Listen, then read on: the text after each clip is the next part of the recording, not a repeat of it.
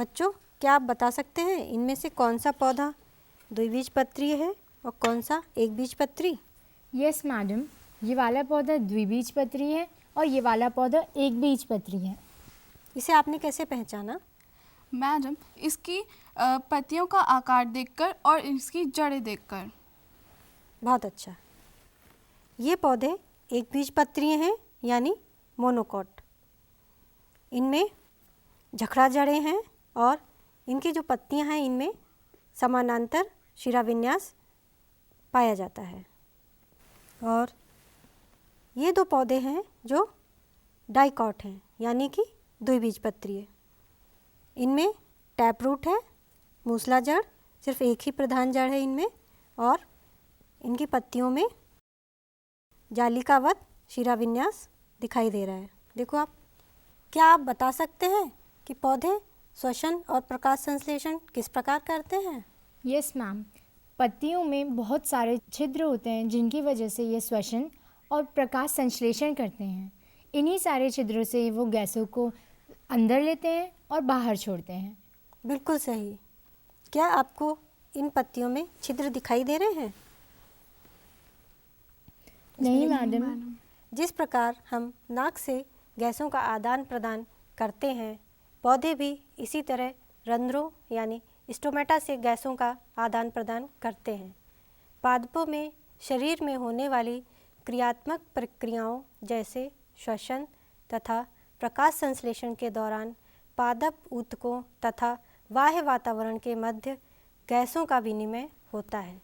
यह विनिमय पत्ती में उपस्थित सूक्ष्मदर्शीय सूक्ष्म छिद्र, जिन्हें रंध्र यानी कि स्टोमेटा कहते हैं, के द्वारा संपन्न होता है।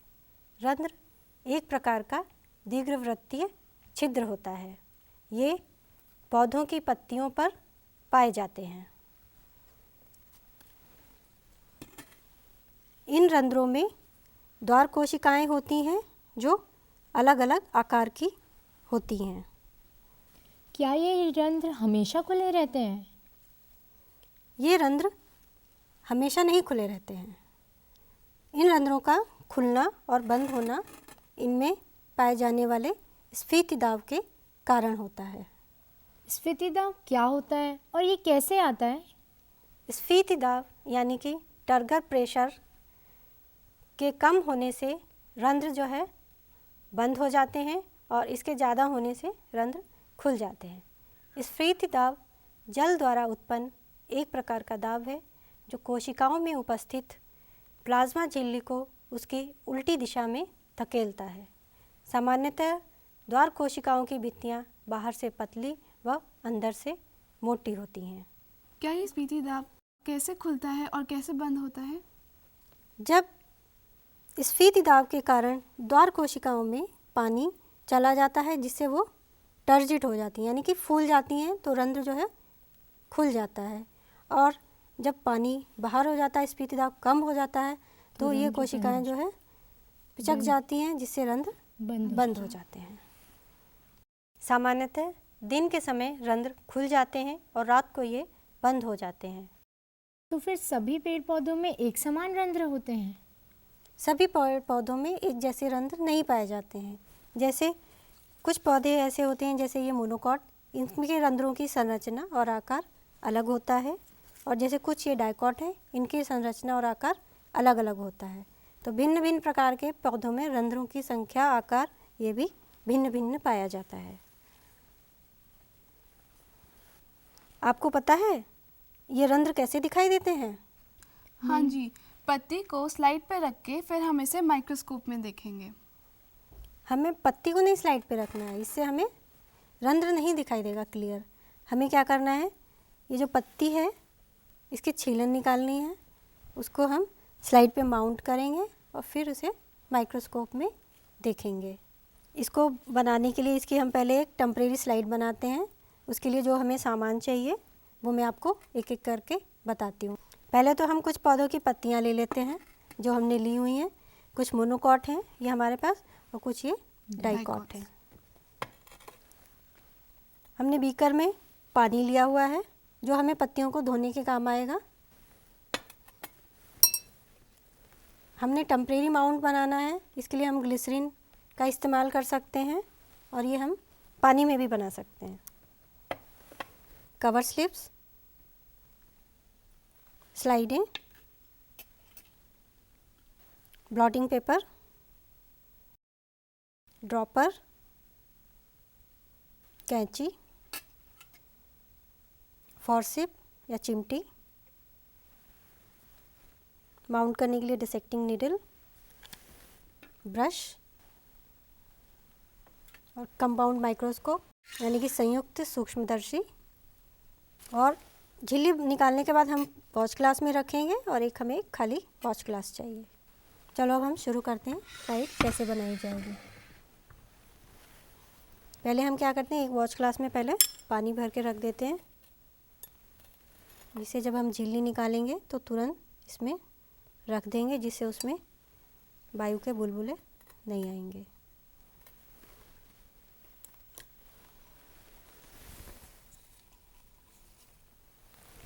झिल्ली निकालने के लिए हम ज़्यादातर क्या करते हैं, ऐसी पत्तियां लेते हैं जो थोड़ी सी मोटी हो, जिसमें झिल्ली जो है आसानी से निकल आए। इसमें हमने ये गुड़हल की पत्ती ली है या फिर ये सदाबहार की पत्ती भी आप ले सकते हैं। ये भी हल्की सी थिक होती है, मोटी होती है। जब हम इसकी झिल्ली निकालेंगे तो हम इसकी निचली सतह से झिल्ली निकालेंगे। आप निकालो। मैडम, लेकिन हम इसे सिर्फ निचली सतह से ही क्यों निकालेंगे, बल्कि इस टोमेटो तो पत्ती के दोनों तरफ होता है। बिल्कुल सही, बहुत अच्छा सवाल किया उन्होंने।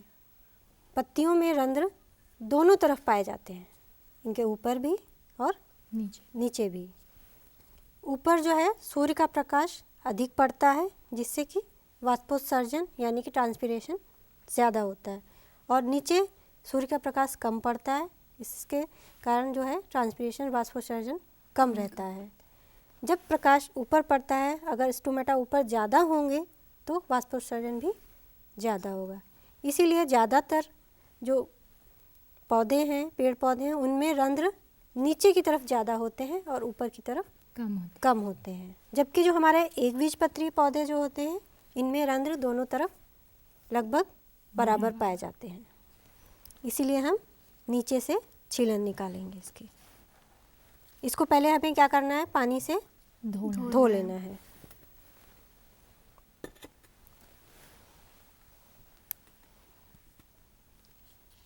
हम लोग अलग अलग पत्ती की स्लाइड बनाते हैं। आप इसकी गुड़हल की बनाइए, आप ये सदाबहार की ले लीजिए, और देखेंगे कि सभी तरह के पौधों में स्टोमेटा का एक ही जैसा आकार होता है क्या। अब हमें देखो पत्ती को ऐसे पकड़ना है और इसको ऐसे हल्का सा फोल्ड करके इसको ऐसे हमें यहाँ पे किनारे किनारे हमें हल्की सी पतली सी झिल्ली नज़र आएगी। बिल्कुल हल्की सी पतली सी झिल्ली नज़र आती है। अगर ये पत्तियाँ मोटी और मांसल होंगी तो ये झिल्ली और ज़्यादा साफ नज़र आएगी। दिखाओ, आपने निकाली। ये हमारी झिल्ली निकल गई है। अब इसको तोड़ के वॉच ग्लास के रखे पानी में रख देंगे। अब हम स्लाइड लेते हैं। अब हम इसमें ग्लिसरीन से माउंट करेंगे, टेम्परेरी माउंट, क्योंकि गर्मियों में जो होता है पानी बहुत जल्दी वाष्पित हो जाता है, इसलिए हम ग्लिसरीन का उपयोग करेंगे।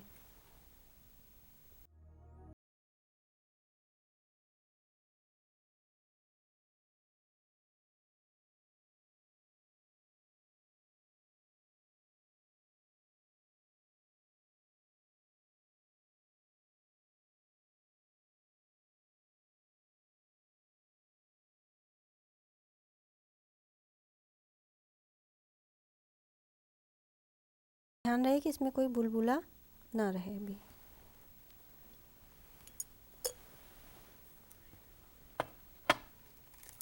अब हम ब्रश से ये जो हमने बनाया है इसको हम इसमें ट्रांसफ़र करेंगे, जो झिल्ली हमने निकाली।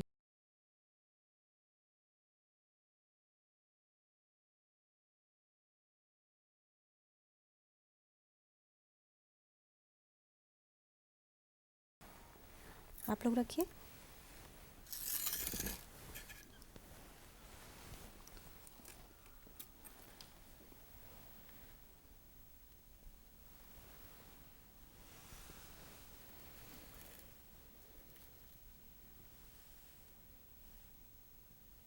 आप लोगों को पता है कि कवर स्लिप कैसे लगाते हैं स्लाइड में? Yes madam. कवर स्लिप लगाते वक्त हमें निडल का उपयोग करना चाहिए जिससे कि इसमें बबल ना बने। मैडम, और एक और बात, हमें ये अपनी इसे साइड से पकड़ना चाहिए ताकि ये गंदी ना हो। बिल्कुल सही।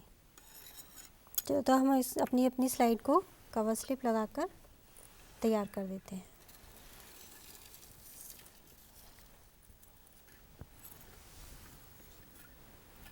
इसको हमें ऐसे टिकाना है। इसके बाद धीरे धीरे छोड़ना है।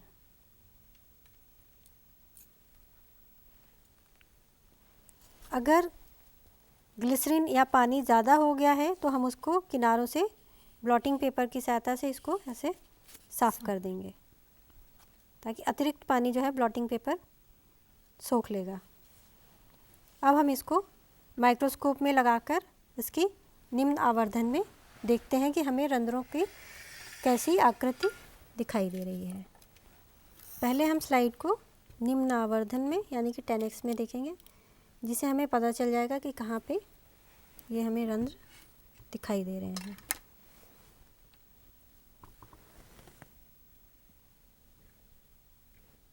देखिए इसमें रंध्र जो है बिल्कुल क्लियर दिख रहे हैं। पहले आप लोग देख लीजिए ध्यान से,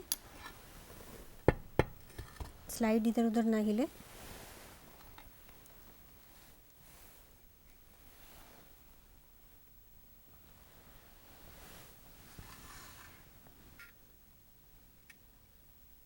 क्लियर दिखाई दे रहा होगा। पहले हमें उसको पहचानने में थोड़ी सी दिक्कत मुश्किल हो रही थी। अब हमें क्या करना है, एक बीजपत्री की स्लाइड बनानी है।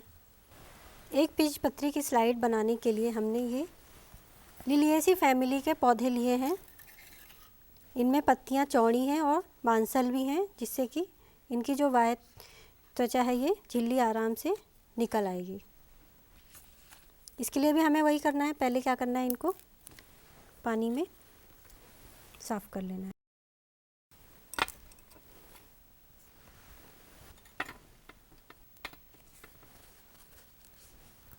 पत्ती को पानी से साफ़ करने से इसके जो धूल मिट्टी के कण हैं ये हट जाते हैं, जिससे कि हमें रंध्र साफ दिखाई देते हैं।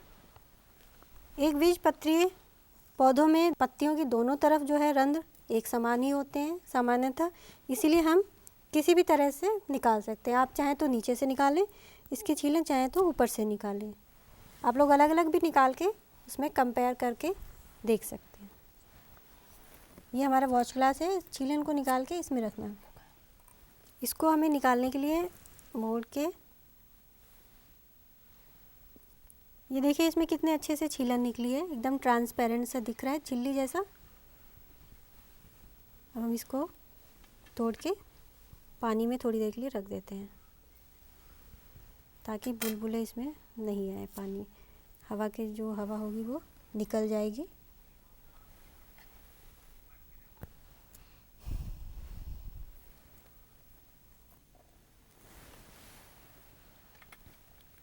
आपने निकाला?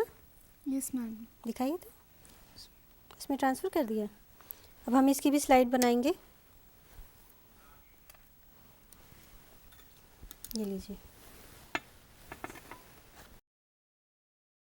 हमें ध्यान रखना है कि हम बहुत बड़ी छीलन को पत्ती पे माउंट ना करें। हमें एक छोटा सा टुकड़ा लेना है उसका। अगर ज़्यादा बड़ा है तो आप उसको रेजर से या कैंची से काट के छोटा कर सकते हैं।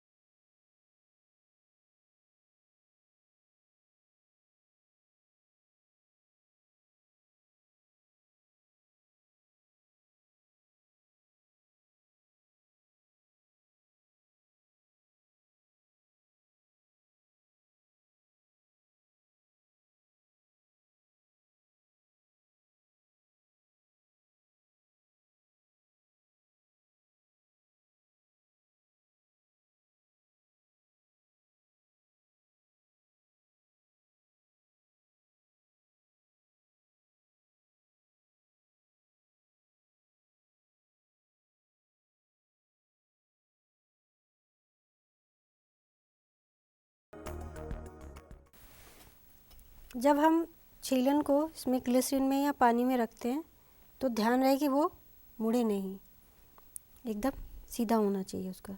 मुड़ जाएगा तो हमें ऊपर के और नीचे के मतलब दोनों डबल डबल स्टोमेटा दिखाई देंगे। अब आप इसमें माउंट कर दीजिए इसको।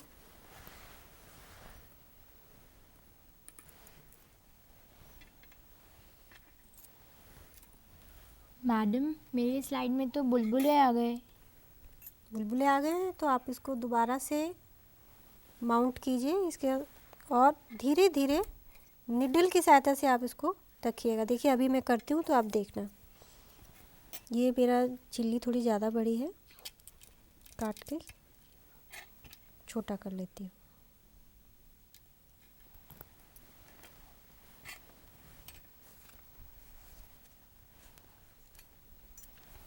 अब देखिए इसको कैसे धीरे धीरे माउंट करना है कवर स्लिप को स्लाइड के ऊपर।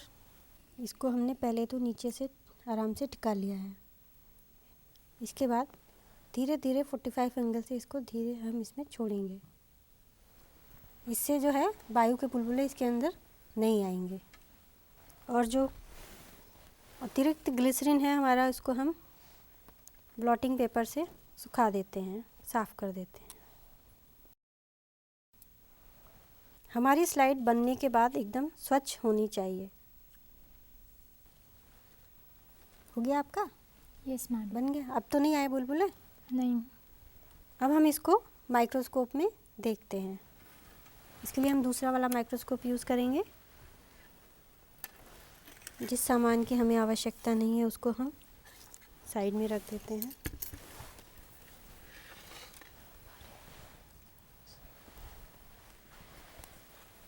ये ध्यान रहे कि जिस सीट पे हम काम कर रहे हैं वो हमेशा साफ रहे। स्लाइड को बीच में सेट करके हम इसको क्लिप से फिक्स कर देंगे। अब हम इसमें देखेंगे कि हमें स्टोमेटा कैसे दिख रहे हैं। मोनोकॉट यानी एक बीजपत्री में हमें स्टोमेटा जो है वो डमरू शेप का दिख रहा है। हाँ, डमरू शेप के दिख रहे हैं। देखिए आप,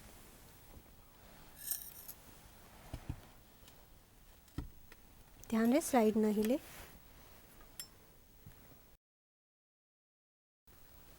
एक बीजपत्री पौधों की पत्तियों के रंध्र द्विबीजपत्री पौधों की रंध्रों से थोड़े से भिन्न होते हैं, क्योंकि इनकी द्वार कोशिकाओं की संरचना अलग होती है।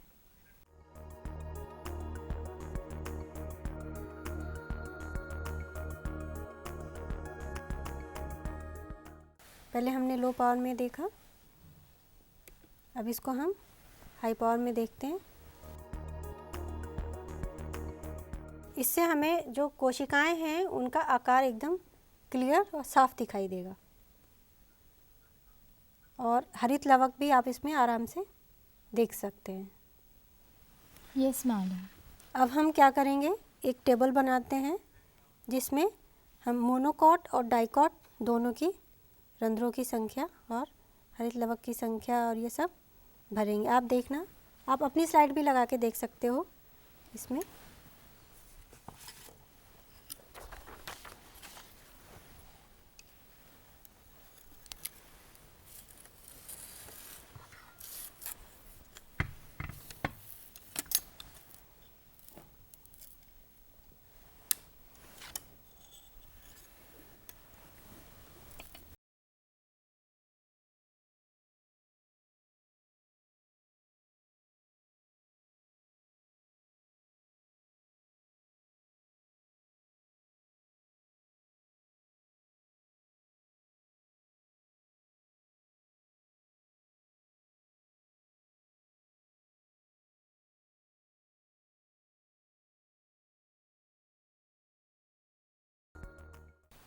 अब हम दोनों में अंतर देखते हैं। ये हमें एक टेबल भरनी है कि हमने इसमें क्या क्या देखा। एक माइक्रोस्कोपिक फील्ड मतलब एक सूक्ष्मदर्शी क्षेत्र जब हम देख रहे हैं तो हमें इसमें कितना हमें फोकस में दिखाई दे रहा है, हम उसकी बात कर रहे हैं।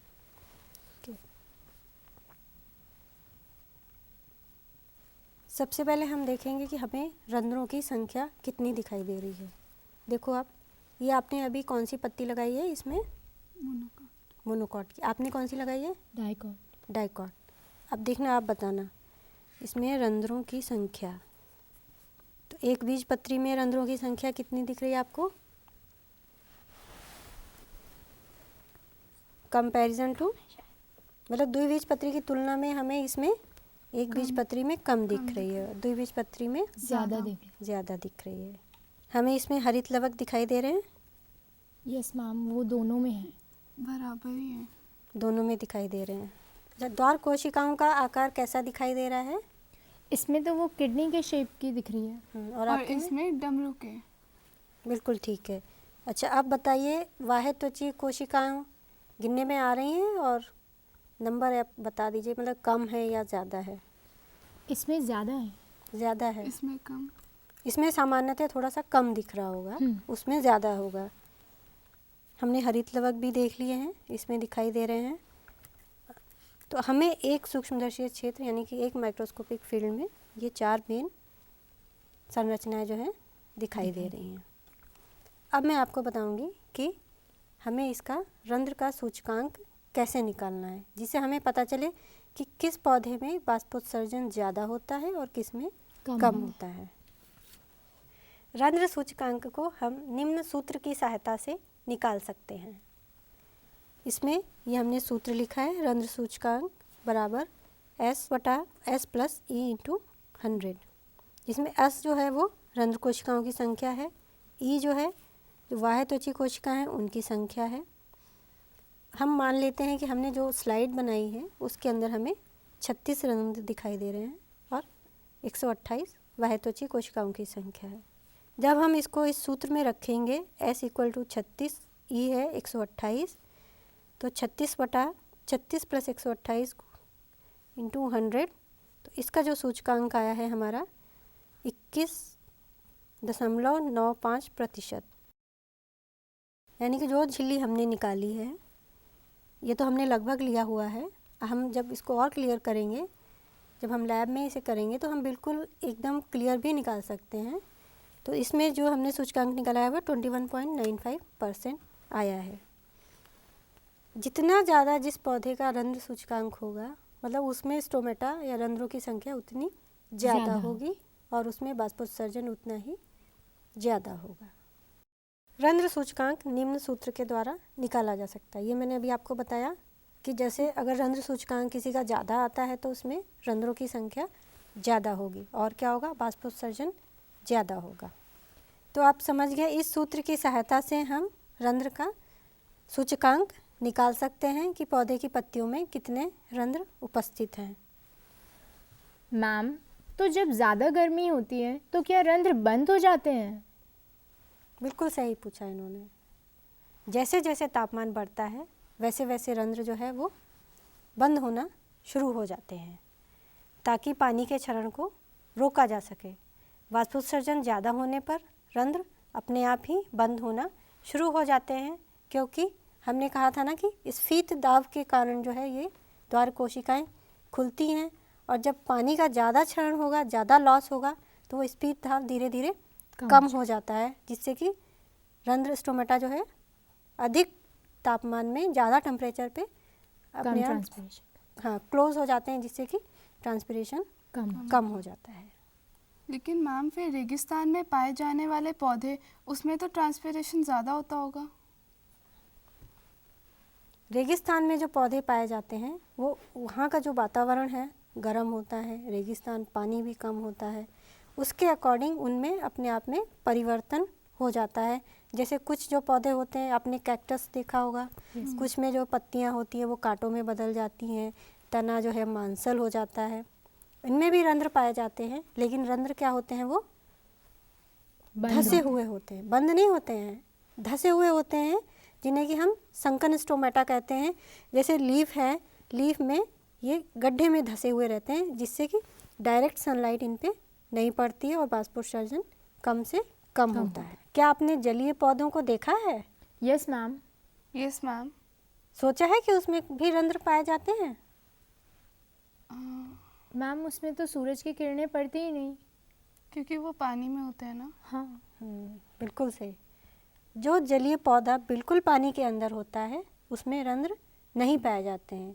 और जिस पौधे का जो भाग पानी के ऊपर रहता है, अगर जो उसमें पत्ती पाए ऊपर है, अगर हम लोटस को लेते हैं तो जो ऊपर वाली पत्ती है, ऊपर भाग है, उसमें रंध्र पाए जाते हैं, लेकिन वो कम होते हैं। और जो पूरी तरह से पौधे पानी के अंदर पाए जाते हैं उनमें नहीं। रंध्र जो है नहीं होते हैं। हम रंध्रों के बारे में जान चुके हैं कि वो कैसे खुलते और कैसे बंद होते हैं। हम उनकी स्लाइड तैयार करना भी जान चुके हैं। और हम स्लाइड को माइक्रोस्कोप में लगा के उससे इस्तेमाल करना भी जान चुके हैं। ठीक है, तो अब आप आगे जा कर के और बच्चों को भी बताइएगा कि स्लाइड हमने कैसे बनाई और मोनोकॉट, डाइकॉट और अलग अलग टाइप की, हमें अलग अलग तरह की पत्तियों से आप स्लाइड बनाइएगा। Yes ma'am. Thank you madam. Thank you ma'am.